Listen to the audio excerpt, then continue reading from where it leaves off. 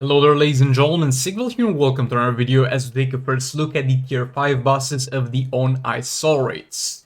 We're gonna just take a look at them, see what modifiers they have, so you guys can also see that if you haven't gotten here so far.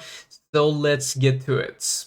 First up, Swamp Thing. Swamp Thing is going to have increased fast stack chance, increased lethal resistance, immunity to dot, and he blocks more damage. So yeah, you're gonna basically use percentage health damage here, I think, because like dot immunity, you're not getting rid of that. It's not dot resistance. This man takes no dot damage, simply put. Lethal resistance, you don't really have any way to bypass that. It's not crit resistance. The fact that he blocks more damage is kind of useless, and the fast attack chance he gets is kind of useless, but no lethals and no dots means one of two things. Either you chunk this man down, I mean on higher difficulties, because here Raven, Killfly, and Sakuman will do the trick. But like on higher difficulties, what you will have to do most likely is use Raven Manta in order to get to damage this man as much as you would need to. He's not an interesting or particularly hard boss, you just have to pick the right team. Other than that, he shouldn't be a problem. This man, Boss Dr. Fate. So Boss Solster Dr. Fate applies dot on the opponent with each critical attack, which is something interesting, something that might be quite damaging on the higher difficulties, but we'll see how it goes. And I'm not sure if he applies only one instance of dot or if that dot damage can stack, like getting multiple single dots stacked on you, because he's got the special one, and the special one will damage you through multiple instances. Now, if every single instance is gonna put a dot damage stack on you and you're gonna constantly take damage, that's gonna be real bad. Also, Might class gears disabled, so no Might characters here, and he's gonna take you longer to tag in and out. Also, Decay, you don't see this often, and it's quite a weird one because it's only going to affect the player that's active during combats. I'm pretty sure that last time we saw something like this when you take constant dot damage. It was with Boss Starfire in Advent of Chaos Soul Raids. And in that case, all the team will get that constant dot debuff regardless if they were in the fight or not. So yeah, looking forward to this. It's not too bad of a mechanic. It's somewhat interactive, puts a sense of urgency in it. And you gotta make your decisions correctly because he's got extended tagging, so you can't tag in and out if you mess up. Not always at the very least, so you have to be careful with this decay. I think he'll be still quite an easy one-shot with League of Arc, even on higher difficulties, like you tag in Harley, she does damage, you tag in EPI, she heals her, you tag in Raven, she stacks Darkness. Definitely something that's not gonna be too much of a problem, but you need to be a bit careful yet again on how you pick your team. And we have this man over here. So Boss Green Arrow has increased crit chance, increased crit damage, and increased damage against tech class. So those modifiers don't really mean that much. You're just not gonna get hit that much anyway. And you can break his combo only with the third special. Bro, if he builds combo on you, then it's a problem, my dude. It's a little bit of a problem in the first place. But yeah, this man does nothing. He's just an empty amount of health on the combo inchoppable and predictable enough character model, so that's good.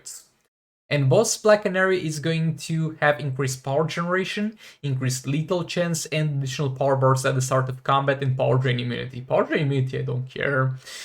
Starting with power bars, I don't care. Increased lethal attack chance, I don't care. And more power generation, I do not care one bit. By the way, I think this is the easiest fourth boss in the entire game.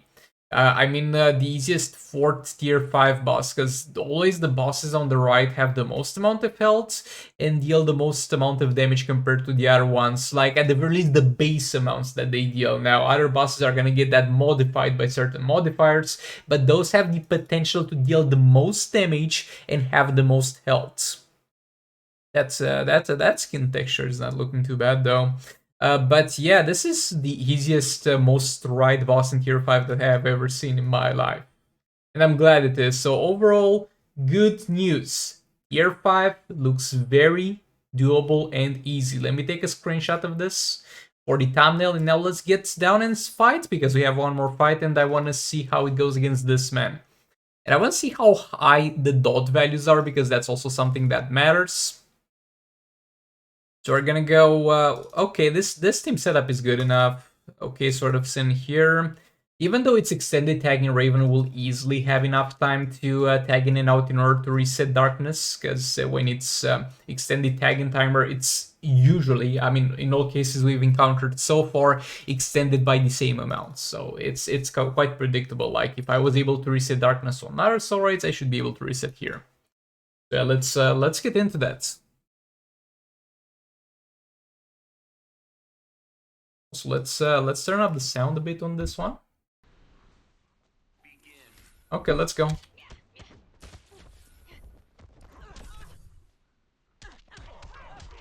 Wait, isn't the entire team taking dot damage? Because like their icons, their icons show like they are taking constant damage. That's how their icons look when they take constant damage. But we don't see numbers, because you see numbers of damage even for the characters tagging out. So it's quite weird, definitely. I think I'm gonna tag EPI to see if she took any dot damage. No dot damage so far. I guess the game still thinks that the only way is this debuffs works is it damages the entire team, so that's why they are constantly showing the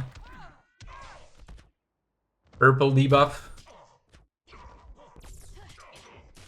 Okay, I'm gonna murder this man too quickly, so I'm actually not gonna kill him, because I want to see how the dot damage that he applies works in combination with his special one, because that can be quite dangerous. I'll let him do it on Harley, because if Harley dies, Raven EPA will sort this out.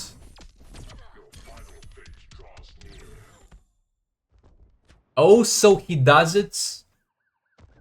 I think he does the dots as a constant amount while the special is active, or it straight up doesn't work. It's either one of them. No, I don't think the dot works. I don't think it does dot on his specials. Or on crits. So we're resisting crits. Can you stop resisting crits? I think it said dot damage on crits. Can we like stop resisting crits? Can he like crits? Did they literally give him a modifier that activates when he crits, but at the same time give him 0 crit chance? Is this what's happening over here, guys? I think that is definitely what's happening over here. They forgot to give this big crit to trigger his crits reliant modifier. This is the best thing. I mean, even if that worked, I don't think it would have been impactful, but it's just funny that he ended up being like this. Okay, let's stop fooling around.